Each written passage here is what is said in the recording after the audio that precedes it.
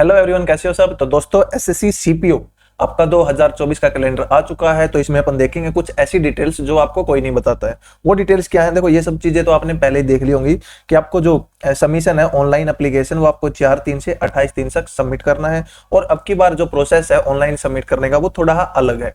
SSC ने कुछ दिन पहले नोटिफिकेशन जारी की थी कि अब की बार आपको पहले रजिस्ट्रेशन करना पड़ेगा और उसके बाद आपको फॉर्म अप्लाई करना है। देखो, अब लास्ट डेट आपकी वही 28 दिन है। जो आपका एग्जाम है वो आपका कंप्यूटर बेस्ड एग्जामिनेशन होगा। सिलेबस वगैरह हम आगे डिस्कस करेंगे। जो तारीख दे रखी है वो आपकी 9, 10 और 13 मई है, यानी मई में आपका एग्जाम है। अब बात कर लेते हैं अपन। आपको पता होगा ये जो एसआई है, सीएपीएफ हो गया या फिर दिल्ली पुलिस हो गया, ये आपकी 4200 ग्रेड पे है। जिसमें अब फिलहाल की बात करें तो आपका 35,400 बेसिक है, 46% आपका डीए है, इसमें ऐड कर लेना। प्लस 46% डीए के अलावा यदि आप एक्स सिटी में रह रहे हो तो 27% एचआरए है, वाई सिटी में 18% और जेड सिटी में 9% है। डिपेंड करेगा आपकी लोकेशन का। इसके अलावा आपको टीपीटी अलाउंस मिलेगा और जो टीपीटी अलाउंस होगा वो भी आपका सिटी पे डिपेंड करता है। जनरली आपका ये होता है 1800 प्लस आपका जो डीए होगा 46%, ये होता है आपका डीए ऑन टीपीटी। और जो आपकी मान लो सिटी वगैरह कहीं रहती हैं जो जिसमें आपको 1800 की जगह 3600 भी मिलता है, वो डिपेंड करता है एरिया वाइज।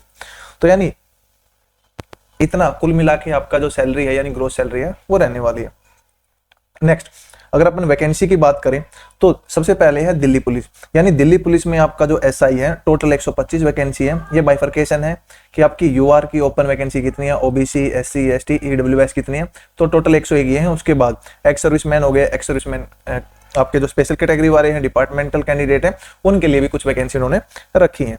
वहीं बात करें अपन फीमेल की तो फीमेल के लिए टोटल 61 वैकेंसीज हैं। देखो, यहां तक आपको वैकेंसी थोड़ी कम लगी होंगी, लेकिन जैसे ही आप नीचे आओगे यहाँ पे देखो वैकेंसीज की भरमार है।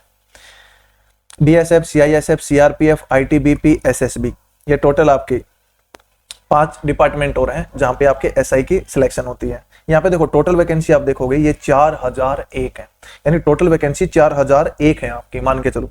अब इसमें जो 4001 है प्लस 125 और ऐड कर दो, प्लस 61 और ऐड कर दो, यानी टोटल आपका 4300 के आसपास अगर मैं बात कहूँ वैकेंसी है आपकी, 4200, 225 इतनी वैकेंसी है। उसके बाद देखो ये है आपकी एज लिमिट। अब एज लिमिट आपकी यहाँ पे दे रखी है। देखो, इसके लिए जो आपकी एज है वो 20 से 25 साल होनी चाहिए, लेकिन अगर आपकी एज 26 साल है, 27 साल है, तब भी आप इसका फॉर्म अप्लाई कर सकते हो। कैसे? वो नीचे देखो। देखो, सबसे पहले तो कैटेगरी में आपको पता है रिलैक्सेशन मिलता है। जैसे जो SC ST है वो 5 साल का रिलैक्सेशन मिल जाएगा, यानी 25 है तो वो 30 एज हो जाएगी। ओबीसी वाले आपका 3 साल 28 साल तक भर सकते हैं। और एक्स सर्विसमैन उसमें भी आपको बेनिफिट मिलता है। अब यहाँ पे एक नोटिस करने वाली सबसे बढ़िया चीज है ये वाली। मान लो कोई गवर्नमेंट जॉब में लगा हुआ है किसी और एग्जाम के थ्रू, भाई आपका CHSL मान लो या फिर और मान लो 2400 2800 ग्रेड पे है, और उसको लग रहा है कि मैं एग्जाम देके घर जा सकता हूं। यदि उसके देखो, जब भी आपका क्लोजिंग डेट होगी, यानी जो इसकी क्लोजिंग डेट है आपकी, वहां तक यदि यूआर कैटेगरी का हो, ओबीसी का हो या फिर SC ST का हो, जो एज लिमिट क्रॉस कर चुके हैं, तो उसमें क्या होगा, आपको एक्स्ट्रा एज मिल जाती है। आपको एक्स्ट्रा एज कितने साल की मिलेगी वो यहाँ पे है कि आपने यदि मान लो आप 22 साल की उम्र में जॉब लग गए थे या 23 साल की उम्र में लग गए थे, अब आपकी एज यूआर कैटेगरी से हो 26 साल हो, वहां तो मेंशन है आपका 20 से 25, लेकिन आपकी 3 साल की कंटिन्यू सर्विस हो चुकी है। कंटिन्यू सर्विस ध्यान रखना, सर्विस ब्रेक नहीं होना चाहिए, तो आप 30 साल तक इसका फॉर्म अप्लाई कर सकते हो।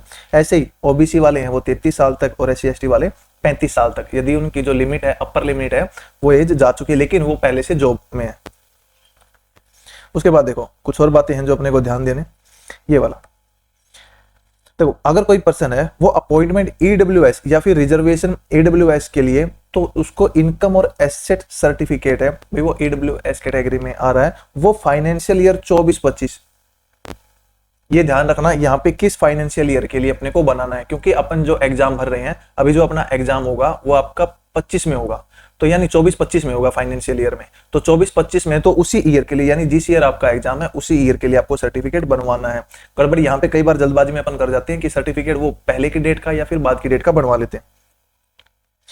अब इसेंशियल क्वालिफिकेशन वही आपकी डिग्री होनी चाहिए किसी भी रिकॉग्नाइज्ड यूनिवर्सिटी से या फिर इक्विवेलेंट। और देखो यहाँ पे सबसे बड़ा डाउट ये आता है कि कोई अभी फाइनल ईयर में है और फाइनल ईयर वालों को लग रहा है कि मैं क्या एलिजिबल हूं या फिर नहीं है, तो जो भी फाइनल ईयर में है उनको ये देखना है कि उनका जो रिजल्ट, यानी जो फाइनल सेम होगा, अभी मान लो एग्जाम होंगे, उसका जो रिजल्ट है वो आपका 1/8/2024 से पहले डिक्लेयर हो जाना चाहिए।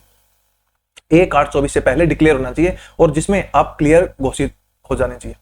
यानी मान लो रिजल्ट आपका आ रहा है और उसमें क्लियर नहीं हो तो भी आप वैलिड नहीं हो, मतलब अभी अप्लाई नहीं कर सकते, आपको लग रहा है कि तो री वगैरह सप्ली वगैरह आ सकती है तो भी आप एप्लीकेबल नहीं होंगे। ये यहाँ पे सीधी बात कह रहा है, आगे डिटेल में और दे रखा है इसने, ये कह रहा है कि आप 1/8/24 तक यूनिवर्सिटी या बोर्ड द्वारा आपका रिजल्ट है वो डिक्लेयर्ड हो जाना चाहिए, भाई आप सक्सेसफुल हो। भले ही डिग्री वगैरह वो बाद में आती रही, उसका कोई इश्यू नहीं है, लेकिन अगर आपके पास रिजल्ट है कि वो 1/8/24 से पहले आ गया तो आप अप्लाई कर देना। नेक्स्ट है, देखो फीस आपको पता ही है 100 रुपए है, वो आपके यूआर कैटेगरी के लिए है, यूआर और ओबीसी के लिए, वुमेन हो गए, एससी एसटी, इनके लिए कोई भी पेमेंट नहीं है। नेक्स्ट आपका देखो ये आपका एग्जाम सेंटर आ गए जो डिटेल आपको पता होंगे। उसके बाद सिलेबस में अब की बार कोई चेंज नहीं किया है। सबसे पहले आपका पेपर 1 होगा, पेपर 1 में वही है 50-50 आपके क्वेश्चन आएंगे, 50 नंबर के हैं। जो आपकी नेगेटिव मार्किंग होगी वो 0.25 होगी, 2 घंटे का पेपर होगा। उसके बाद मेंस आपका वही एज यूजुअल इंग्लिश का पेपर होगा, वही 2 घंटे का। तो प्री और मेंस यानी अपन बात करें पेपर 1 और पेपर 2 क्लियर हो जाएंगे, उसके बाद आपका फिजिकल होगा। और इसके अलावा देखो जो एनसीसी के कैंडिडेट हैं जिनके पास एनसीसी का सर्टिफिकेट है, C certificate, B certificate, A certificate, तो उनको बोनस मार्क दिए जाएंगे पेपर 1 और पेपर 2 में। 10 मार्क्स एनसीसी सी सर्टिफिकेट वालों को, बी सर्टिफिकेट वालों को 6 मार्क्स, ए सर्टिफिकेट वालों को 4 मार्क्स दिए जाएंगे। तो अगर ये सर्टिफिकेट आप बनवा सकते हो और लग रहा है कि भाई मतलब आप खेल से रिलेटेड और लग रहा है कि बाद में थोड़ा 2-4 नंबर से मैं दिल्ली पुलिस मेरा चला जाएगा और मुझे कोई और पोस्ट मिल जाएगी, तो बेटर है आप ये सर्टिफिकेट यदि आप बनवा सकते हो तो बेटर है। नेक्स्ट है, देखो अब ये आपका फिजिकल स्टैंडर्ड है। मेल कैंडिडेट है, ये हाइट वगैरह दे रखी है आपको 170 है। अब अनएक्सपेंडेड जो आपकी चेस्ट है वो 80 और 85 है।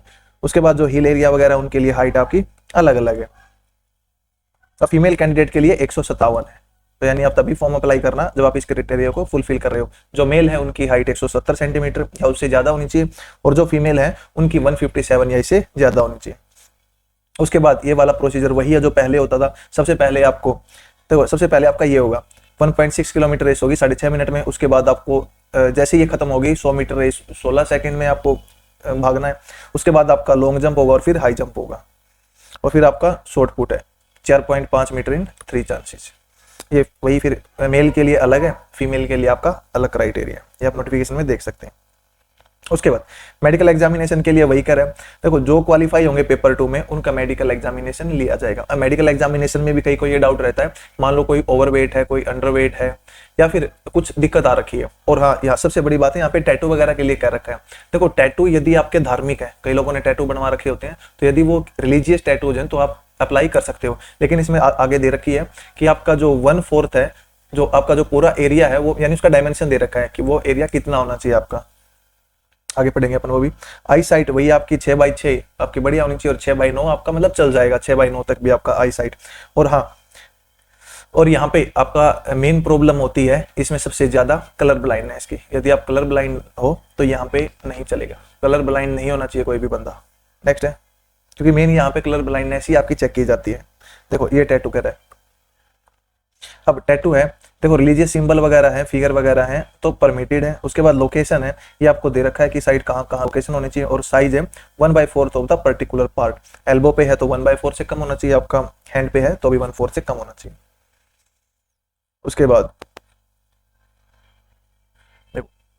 फिर पोस्ट प्रेफरेंस, जब आप फॉर्म भरोगे तो पोस्ट प्रेफरेंस ध्यान से बनना। पहले जो सारी जो ये आपके जो फोर्सेज वगैरह दे रखे हैं इनके बारे में डिटेल से इंफॉर्मेशन निकाल लेना, कौन सी आपकी बेटर है। देखो मेरे अकॉर्डिंग सबसे बेटर आपकी दिल्ली पुलिस है, यदि आप नियर बाय एरिया के हो तो।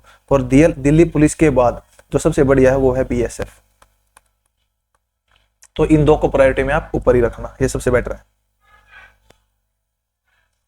देखो वही नो, अगर आप पहले से जॉब में काम कर रहे हो तो जब आपका डॉक्यूमेंट वेरिफिकेशन होगा तो आपको नो ड्यू सर्टिफिकेट या फिर नो ऑब्जेक्शन सर्टिफिकेट वहां से सबमिट करना पड़ेगा।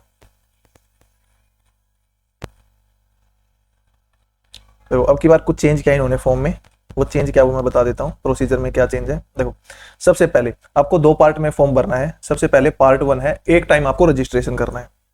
अब रजिस्ट्रेशन के लिए नीचे दे रखा है आपका मोबाइल नंबर, ईमेल आईडी, उसके बाद आधार कार्ड से वेरीफाई करवाएगा, रोल नंबर 10th का, उसके बाद डिसेबिलिटी सर्टिफिकेट यदि है तो। जैसे ही वन टाइम रजिस्ट्रेशन हो जाएगा आपको पासवर्ड रीसेट करने के लिए बोलेगा, और जैसे ही आप पासवर्ड रीसेट कर लोगे उसके बाद आपका जो अदर डिटेल्स हैं वो फिल करवाने के लिए भेजेगा। और अब की बार एक चीज क्या है कि आपको जो फोटो है वो लाइव फोटो खिंचवाना है, यानी जब आप फॉर्म भरोगे तो यदि आपके पास लैपटॉप है तो वेबकैम से आपको लाइव फोटो, और वो फोटो ऐसा होना चाहिए आपका जो बैकग्राउंड है वो आपका ढंग का होना चाहिए, भाई प्लेन बैकग्राउंड होना चाहिए, ऐसा नहीं कि कहीं भी या कुछ भी फोटो हम डाल रहे हैं। तो ये छोटी छोटी चीजें हैं, ये आपको ध्यान रखनी है यदि तैयारी ढंग से की है तो, क्योंकि एक छोटी सी मिस्टेक आपका जो एसएससी है वो फॉर्म रिजेक्ट कर सकती है। जैसे आगे देखा आपको पूरी डिटेल दे रखी है इस फॉर्म में। जैसे अपन इसमें है वन टाइम रजिस्ट्रेशन, ये आपका स्क्रीन साइट है कि स्क्रीनशॉट है कि आपका जब वन टाइम रजिस्ट्रेशन होगा, देखो सबसे पहले यहाँ आधार कार्ड के बारे में पूछ रहा है, यहाँ पे चीजें दो बार डलवा रहा है, पहली बार आधार कार्ड डलवा दिया, फिर आधार कार्ड वेरीफाई करवा दिया। अगर आधार कार्ड नहीं है तो ये आप दूसरा कार्ड आइडेंटिफिकेशन के लिए डाल सकते हो। फिर यहाँ पे कुछ बेसिक डिटेल है, जेंडर क्या है, आपका डेट ऑफ बर्थ क्या है, उसके बाद फादर नेम हो गया, मदर नेम हो गया, 10th का आपका रोल नंबर हो गया वो वेरीफाई करवा रहा है। उसके बाद आप किस ईयर में पास हुए थे वो डिटेल मांग रहा है।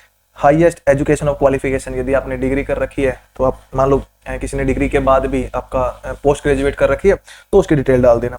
और यहाँ पे मोबाइल नंबर है, जैसे ही आप सेव और नेक्स्ट करोगे आपका रजिस्ट्रेशन नंबर और जो एक पासवर्ड है वो आपको मोबाइल पे आ जाएगा। जैसे ही मोबाइल पे आएगा उसके बाद आपको दोबारा लॉगिन करना है, दोबारा लॉगिन के बाद आप पासवर्ड यहाँ से रीसेट कर सकते हो। तो पासवर्ड क्रिएशन पेज आ गया, please set a new password. जब आप न्यू पासवर्ड कर लोगे यहाँ पे भी हिंट देगा, आप कोई भी है ना सिक्योरिटी के लिए क्वेश्चन सिलेक्ट कर सकते हो। आपका यहाँ पे 4 क्वेश्चन है, उनमें से आपसे एक पूछेगा, जब भी आप दोबारा कभी लॉगिन करोगे तो इनमें से कोई एक क्वेश्चन आपके आगे आ जाएगा और उसका आंसर आपको देना है।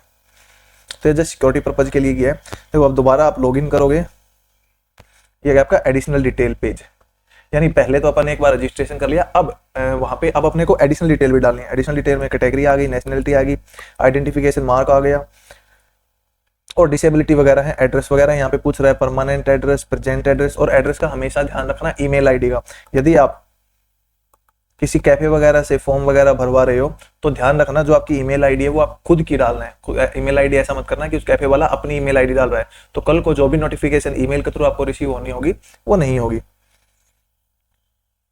देखो फिर ये डिक्लेरेशन हो गया। अब यहाँ पे आपका यानी जो आपका वन टाइम रजिस्ट्रेशन है वो जाके कंप्लीट होगा। 2 पार्ट है इसके, पहला पार्ट और एक ये दूसरा पार्ट, यानी एक बेसिक डिटेल डालनी है और फिर आपको एडिशनल डिटेल डालनी है। अब ये आपको लिंक दे देगा, जैसे रजिस्ट्रेशन हो जाएगा उसके बाद आप जाओगे मेन जो आपकी ये होगा ऑनलाइन एप्लीकेशन फॉर्म पे। वही ऑनलाइन एप्लीकेशन फॉर्म है, यहाँ से कुछ डिटेल वो आपकी जो पहले से भरी है सिस्टम उठा लेगा, और जो डिटेल वहां से नहीं भरी है वो आप यहाँ पे मॉडिफाई कर सकते हो, चेंज कर सकते हो। पेन ईमेल आईडी जो भी आपको डालना है यहाँ पे पूछ रहा है वो आप डाल देना। एजुकेशन क्वालिफिकेशन यदि वहां से उठा रहा है तो ठीक है, नहीं तो यहाँ पे दोबारा फिर डाल देना यहाँ पे, क्योंकि कुछ चीजें वो वहीं से उठा लेगा। फिर एक्स सर्विसमैन के लिए अलग से इन्होंने दे रखा है। अब यहाँ पे प्रेफरेंस वगैरह पूछ रखी है, एनसीसी कैंडिडेट हो या नहीं हो, एग्जामिनेशन सेंटर की प्रेफरेंस है, ये सब आप जब फॉर्म ओपन करोगे तो आपके आगे आएगा। अब सबसे इंपॉर्टेंट है ये अपलोड डॉक्यूमेंट्स। अपलोड डॉक्यूमेंट्स में क्या करना है, देखो यहाँ पे आपको दिख रहा होगा कैप्चर लाइव फोटो, यानी आप जब इस पे क्लिक करोगे तो आपका वेबकैम अपने आप ओपन हो जाएगा और आपकी फोटो है वो कैप्चर कर लेगा। देखो, और आपको ये क्यूआर कोड स्कैन करना है। अगर आप कैप्चर नहीं कर पा रहे हो तो live photo with your device, यदि डिवाइस आपकी कंपैटिबल नहीं है तो यहाँ इसको स्कैन करना है और आपको एक ऐप डाउनलोड कर लेनी है।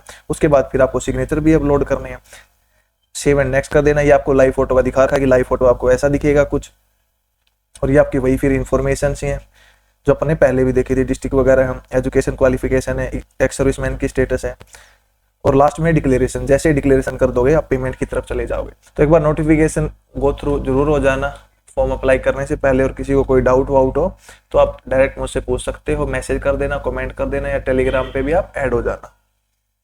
तो इस वीडियो में इतना ही रखते हैं, बाकी मिलते हैं अपन नेक्स्ट वीडियो।